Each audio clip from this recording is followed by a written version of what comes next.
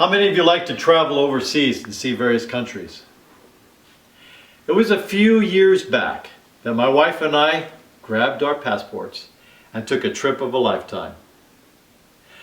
Our excursion and adventure began in Nuremberg, Germany, where we cruised the resplendent blue Danube River, and we ended up in Vienna, Austria. It was totally fun, and it was a delightful time. It was Christmas, and my wife and I were bundled up like Eskimos, and we were experiencing the quaint little villages that were all up and down the river. But our trip began in the Bavarian capital of Germany, in Munich. And as we entered the Marian Plaza, we strolled through the Christmas market.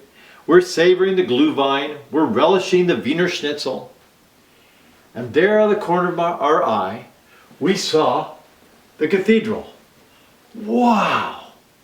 Let's go check it out. As we walk in through the massive double doors, we stood in the narthex. And to the right, I see a quilted wall hanging. It's in German, and it translated this: Bach gave us God's word, Mozart gave us God's laughter, Beethoven gave us God's fire, and God gave us the gift of music so that we might pray without words. God gave us music so that we might pray without words. Chairperson, Toastmaster, judges, ladies and gentlemen, and guests, let's discover the gift of music. How many of you learned a musical instrument growing up? What did you play? And how about you? How about you? Well, I was blessed at age 5 to study the piano. My mom was a church organist, and I was intrigued by the variety of sounds that came out of the organ, and you got to use your pedals. So a year later, I started studying the organ. And it wasn't long, by age 11, that I had landed a church job in our parish and was playing for services and getting paid for it. Studying music is a lot like learning a foreign language. In music, you have various keys, you have various notes, you have a staff, you have various rhythms, you have various styles of music, all working together. Dr. Christopher Johnson, professor of music research at University of Kansas, said those music students that study and learn develop really good habits. One is the discipline to practice. Another is they excel in math and reading and science. And third, they're very good in social skills. They tend to be extroverts. I developed my skills through high school and into graduate school. I'm making a career of it. I've been truly blessed to study with some very fine music teachers and play on some incredible pipe organs. But I haven't been the only one that has received the gift of music. My wife and I have 4 children, and they all are musical. Our oldest son plays saxophone, another daughter plays flute, the other daughter plays violin and cello, and our youngest son, he plays about any instrument you put his hands in. He plays drums, guitar, and accordion, and he has relative pitch. Oh, and my wife!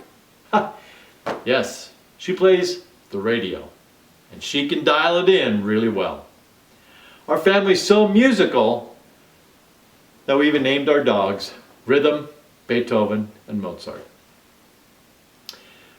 Our family shares a lot of joy and delight around the gift of music. It's often when we get together for birthdays or holidays or social times, after dinner we'll gather around the piano in the living room. And after visiting, we will get out our instruments and we'll play. Hans Christian Andersen used to say, "When words fail, music speaks." And that was true for our family. As I was on a career path and moving forward very strong, things took a turn for me personally in 2004. It was a Friday morning where I was trimming tree branches in our front yard, and I was 14 feet high up an extension ladder.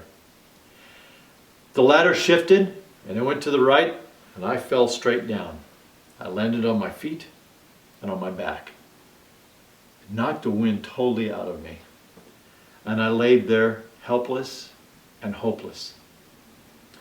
The next day, as I'm laying in Bracken Ridge Trauma Unit, the general surgeon said there is a good chance that you will never be able to walk again or play the organ. You see, your backbone is up against the spinal cord, and you could be paralyzed from waist down.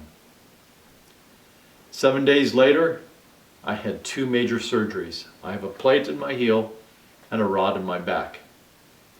And after 6.5 months of therapy, God has done an amazing work of healing. I can still play the organ and piano. I can still jog on the treadmill, and I can still lift weights. However, I'm no longer in the music ministry, because God used that to move me from the area of ministry to care ministry, where I could empathize and have compassion for those that were going through loss and suffering.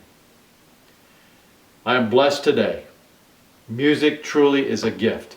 It has gifted me in my life, has gifted my family, and will gift you. I encourage you to take up an instrument today, because you will be blessed, and you can bless someone else, and you can bless God. Thank you.